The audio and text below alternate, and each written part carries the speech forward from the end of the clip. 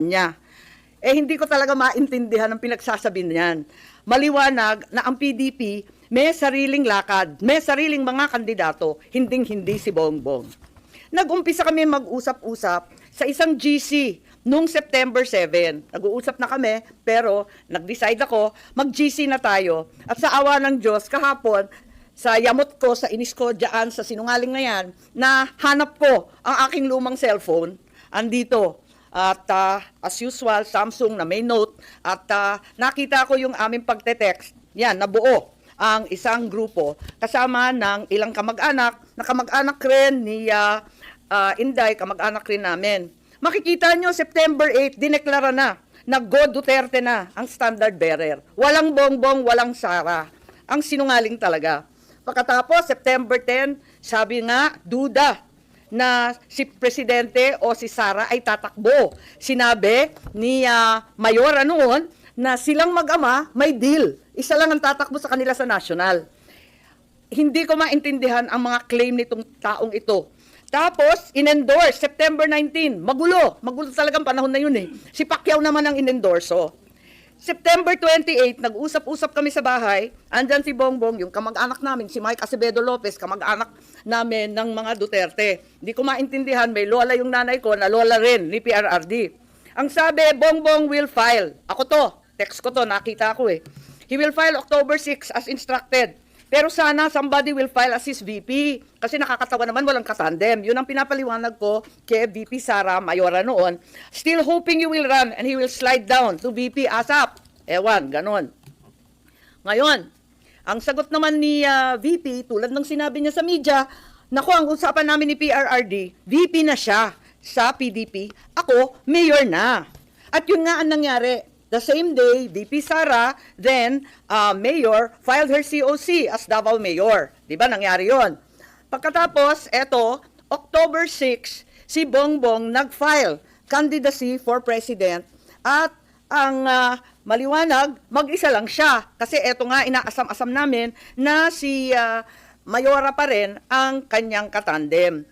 Pero itong Madriaga dyan sa Congress, sabi niya na si PRRD daw, sinabi sa kanya noong November 21 na si BBM tatakbo at si Sara ang VP. Anong kasinungalingan niyan? October 6 pa lang nag-file na si Bongbong na mag-isa. Kaya magtataka ka talaga. Maalala po ninyo na nung pagkatapos noon, ayan na yung kay Bato. Maalala ninyo, biglaan pinatakbo si Bato at para siyang seat warmer lang. At ang inaakala ng tao, si Bongo at saka si Presidente Duterte ang kanyang VP. Huwag nilang ginugulo ang kwento. Talaga naman, maliwanag to. Hindi ko maalala ito, pagkat hindi ako sang-ayon. Ang nangyari sa October, pag-file ni Bongbong, pinatawag siya ng PDP sa palasyo. Yun ang totoo. Hindi yung sinasabi ni Madriaga na kaming magkapatid, pumunta kay PRRD para mag-term sharing deal. Walang ganon, walang alam si PRRD, kasi nungalingan yun. Ang nangyari, nung nag-file si Bongbong, tinanong siya ni PRRD, tatakbo ka ba? Tapos sabi niya, oo, nag-file na po. Nandun yung PDP, si Alcusi, si Bongo, si Medialdea yata. Wala ako eh. Kasi ayokong pumunta si Bongbong. Sabi ko sa kanya, hoy, wag kang pupunta dyan. Sabi niya, nakakahiya naman ang nagpapatawag sa Pangulo. Sabi ko, kukuyugin ka lang ng PDP, pipilitin kayo. Wag ka nang pumunta. Tapos, napakiusapan yata at pumunta siya nung una. Second time, pumunta rin siya. Pinatawag na naman siya kung talagang ayaw niya. Dalawa lang option. Manatili siyang presidente, pero ang kanyang vice president si Bongo, ang buong cabinet hawak ni Bongo. Parang ganun yung kwento. Hindi ko maalala kasi yun nga, hindi naman ako sang-ayon doon sa pagpunta niya. Tapos, yung isang option, Bongo for president, si Bongbong na lang ang vice. Parang ganun ang pinag-uusapan ng PDP. Si Presidente, tinatanong ko si Bongbong, anong sabi naman ni PRRD? Sabi niya, wala naman sinasabi masyado, sinabihan na lang akong good luck kung tatakbo ka. Parang ganun. Sabi ko, umuo ka ba o hindi? Sabi niya, ano pang gagawin ko? Di umuo ka. Wala naman siyang imik. Later on, ang pagkasabi ng mga PDP, parang nagkasundo na daw sila ni Bongbong at na-onse raw sila. Pero wala ako doon. Kwento lang ni Bongbong, pagkatapos ng meeting niya, pumunta sa bahay namin.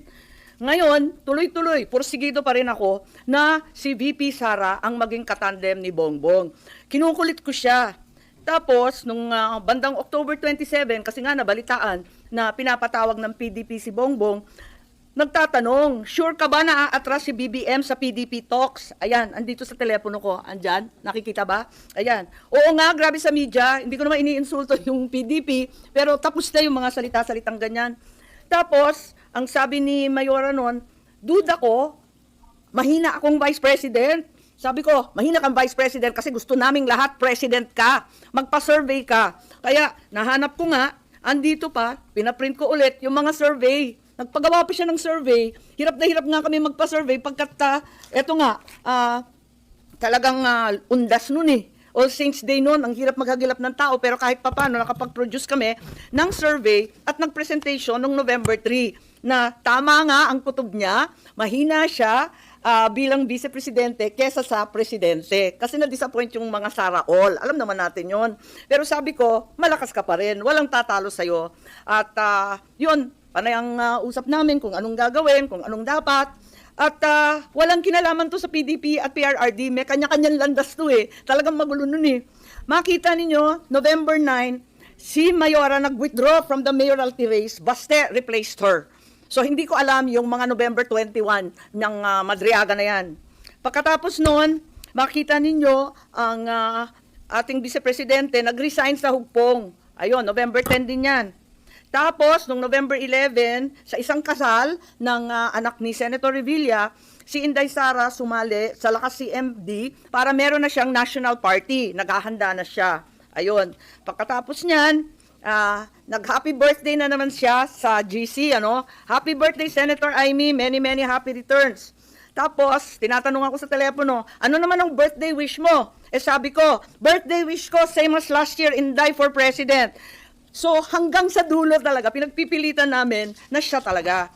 Ayun. Tapos November 12, ang liwanag naman ng statement ng aking kapatid. No to possible term sharing. Kaya tumigil ang mga nagchichismis ng kalokohan. Bakit magti-term sharing? Pinipilit nga namin na yung buong term, ang pagiging Pangulo, para kay Inday. Makikihati pa siya. Saan naman kalokohan ng galing yon? This is not a good formula for stability. Tama yon. And the reason why 6 years is there is for the policies of government to continue. Ayan continue. And if we change government, magkakagulo. Ayan. Yan ang statement ni Bongbong, November 12. So, hindi ko maintindihan saan nagmula yan term sharing na kabulastugan na yan. November 13 pa, Go takes over as PDP laban presidential candidate. Talagang walang kinalaman sa PDP, walang alam ang dating Pangulo. Ayan, November 14, very publicly, pikon na pikon si Presidente at hindi niya alam ang pangyayari. Kasalanan po namin yon.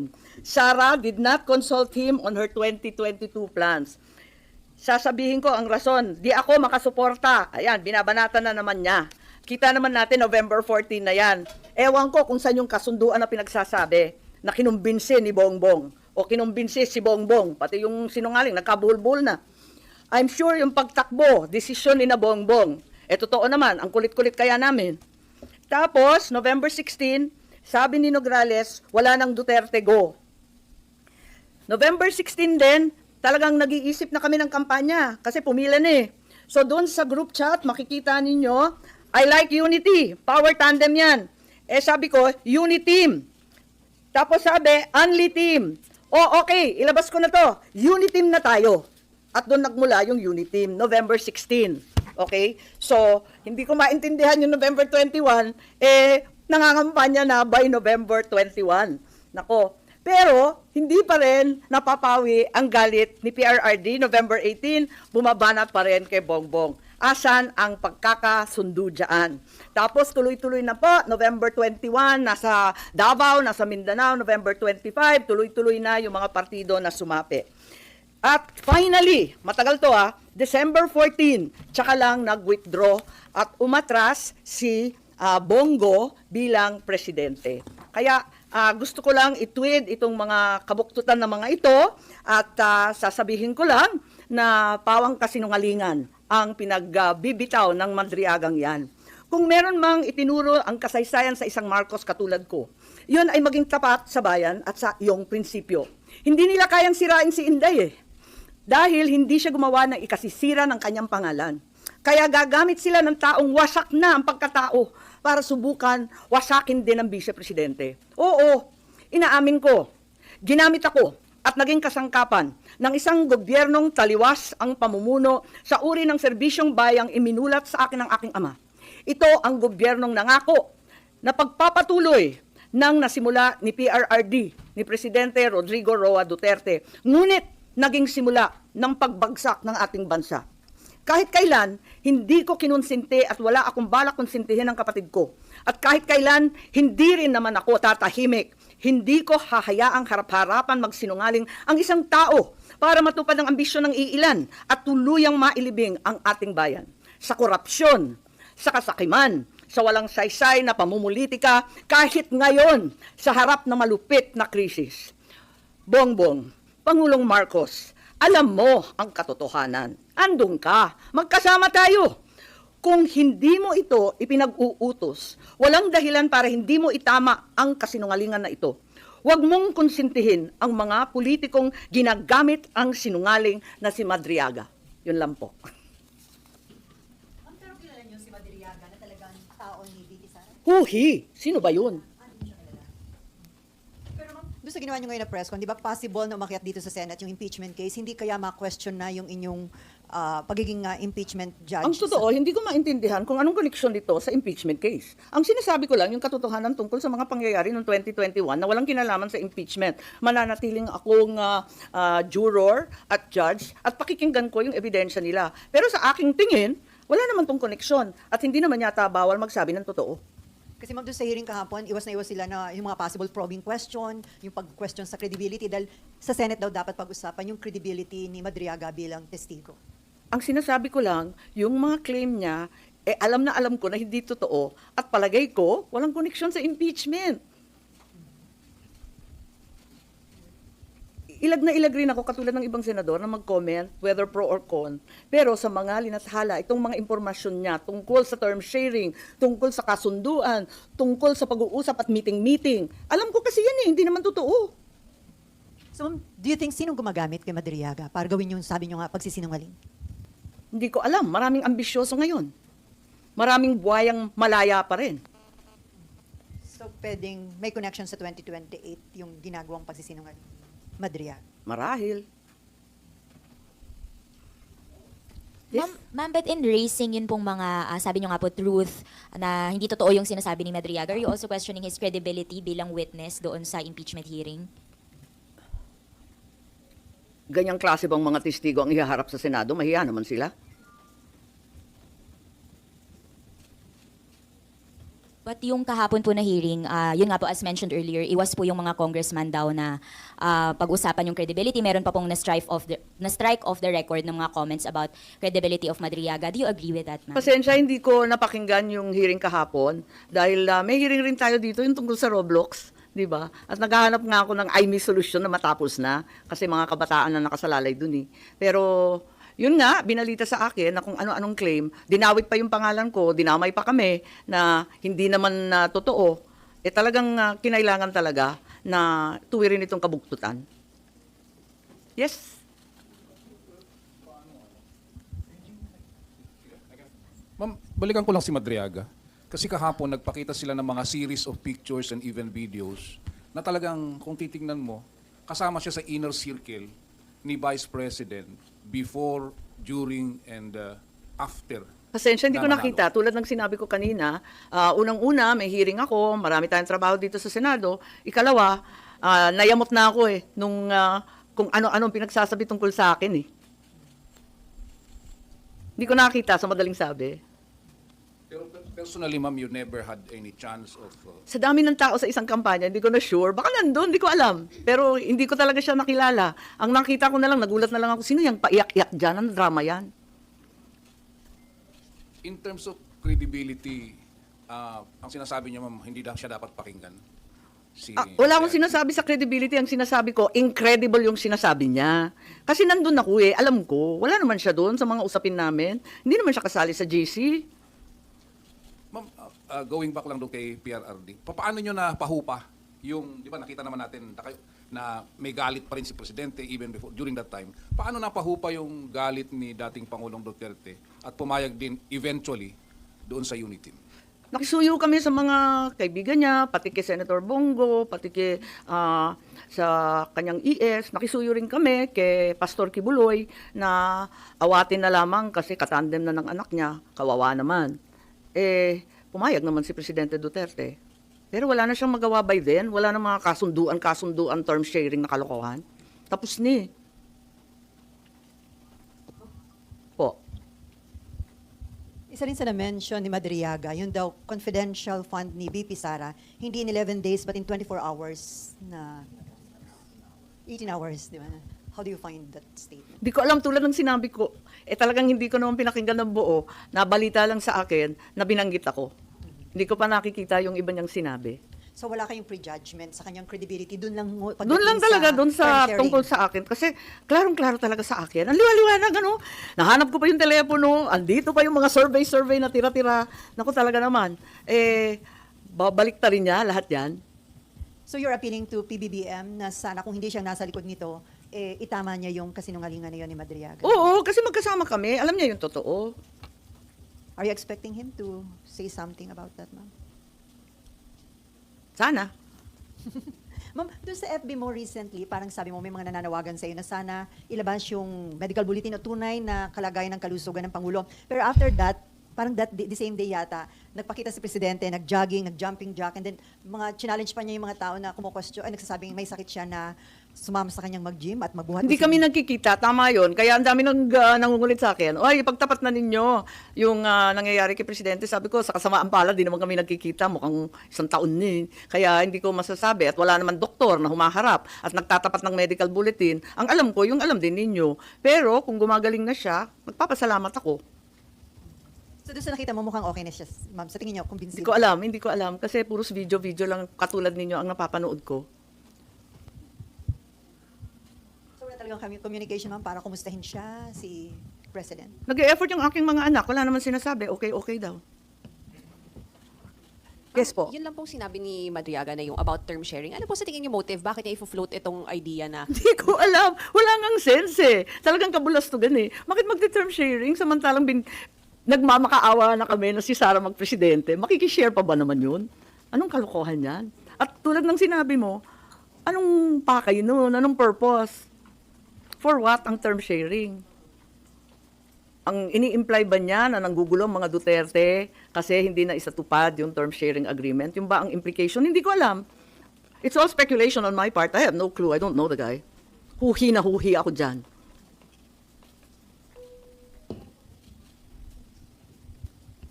Ma'am, with the questionable statements of Madriaga, do you think dapat i-strike off muna sa records yung mga statements niya and check muna yung credibility niya? Kasi nabanggit niya na nakakahiya naman kung ito yung testigo na ihaharap sa Senado.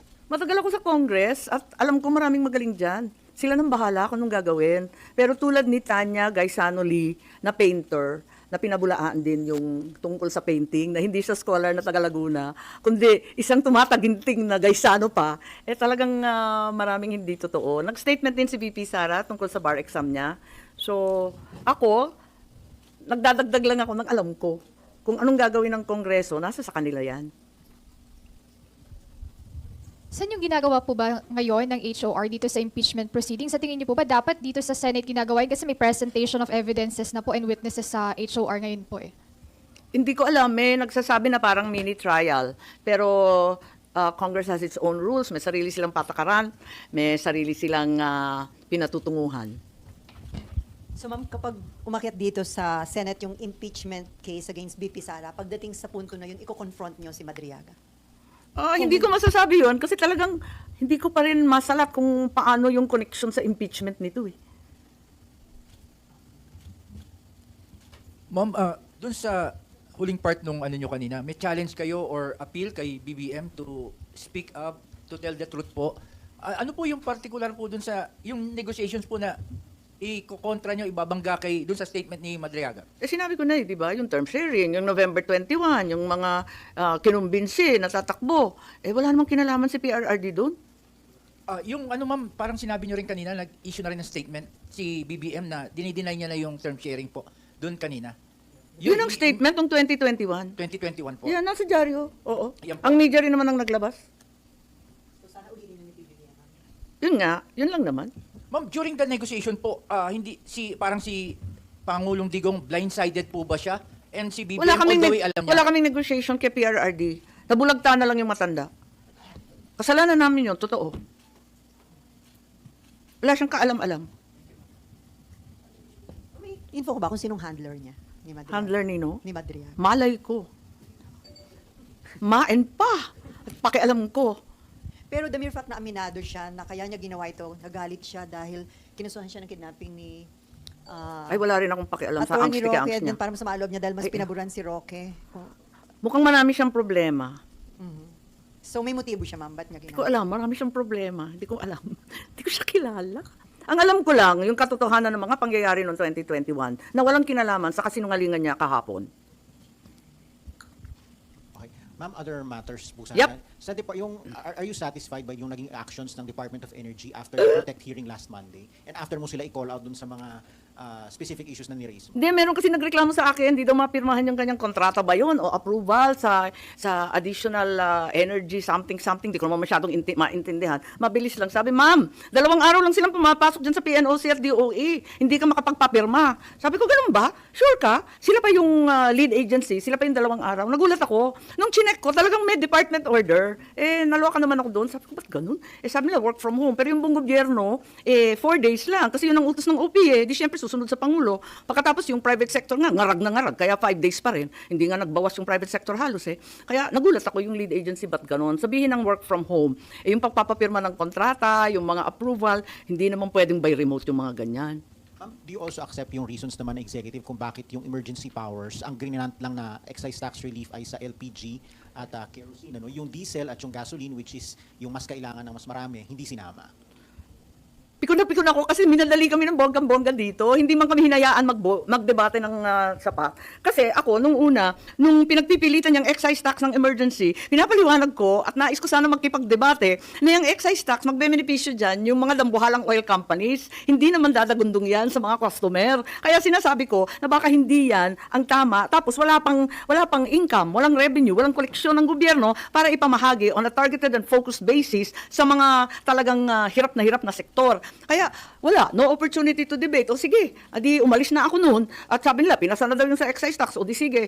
At sabi ko, aralin ninyo sana yung VAT. Sabi na, napakahirap niyan, may input-output. Mahirap nga, pero kayang gawin. At point of sale yan, ramdam kagad yung 6 pesos, 7 pesos, kung ano maibabawas. Ramdam kagad sa gas station. Walang nakikinig Sabi nila, basta kailangan, emergency. O sige, alis na lang ako para wala nang ingay. Pag labas naman ng order, katagal-tagal. Gaano ba katagal? 3 linggo? Ang tagal na. 1 buwan na halos Oo, 1 buwan na. Anong klaseng emergency yung inupuan ng 1 month? Tapos paglabas, lusaw na lusaw. Ano ba naman yung mga kerosene and LPG na yan? Ang kailangan talaga, dumaan na at lumipas ang anihan. Wala talagang makuhang krudo. Kabubukas lang ng open season ng ating mga ngisda, ayan na naman, wala ring krudo, kaya wala nang nagpapalaot. Ano ba naman to? Talaga naman lahat ng kinailangan mo, yung diesel at yung gasolina, walang tulong.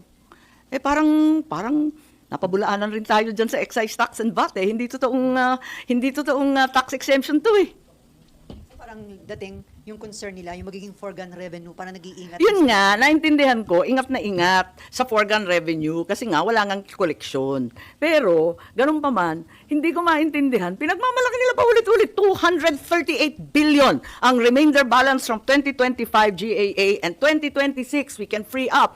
May presidential assistance, may DSWD, may DA, blah, blah, blah. Pwedeng EFLR, pwedeng ganito. Basta tumataginting na 238 billion ang sinasabi. May pera pala kayo Ba't kayo abalang-abala? Kukunti lang naman yung VAT na yan. Kung 3 buwan lang, sabihin natin. At yung excise tax, hindi naman zero. Bawasan man lang, konting tulong lang sa tao, sa magsasaka, sa mangingisda, sa transport sector, yung mga tricycle. Ang dami pala ninyong pera, ba't yan lang muna ang ipamahagi? At kung talagang taghirap, di magtiis-tiis tayo sa konting koleksyon. As a matter of fact, ako na rin yung pasimuno na nagsasabi, yung threshold para sa income tax nitong April, taasan. Masyado naman mababa yung 200,000 sa presyong ganito ng pagkain at gasolina. Taasan sa 500, yung mga bonuses. Ganun din, pati yung 13-month pay. Pwede ba taasan sa 200,000? Para makahinga ng konti yung tao. Nag-file rin ako na wag nang bawasan ng sweldo. Wag nang tanggalin yung mga GSIS, SSS, PhilHealth, Pag-ibig. Awa naman ng Diyos. Hirap na ang tataas ng presyo. Tapyas pa ng tapyas, bawas pa ng bawas sa sweldo. For a change, makuha man lang ng mga empleyado at trabahador ng buo ang kanilang mga sweldo. Ma'am, gusto namin yun. Oo, alam ko. Kasi maraming pumapalakpak ng tenga.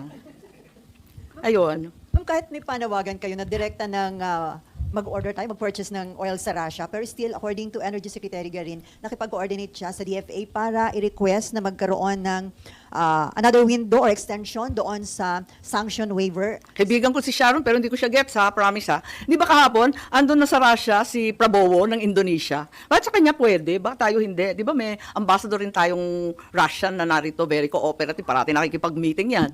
Meron rin tayong ambassador doon sa Moscow. Pauwiin na natin lahat yan kung via Washington DC ang ating negosasyon sa Russia. Hindi ko talaga maintindihan. So, hiningi ko kay Secretary Lazaro, kasi sabi ng DOE, they're only deferring to the opinion of DFA. Pues, DFA, pwede ba? Ipaliwanag nyo sa amin yan at hindi ko talaga maintindihan.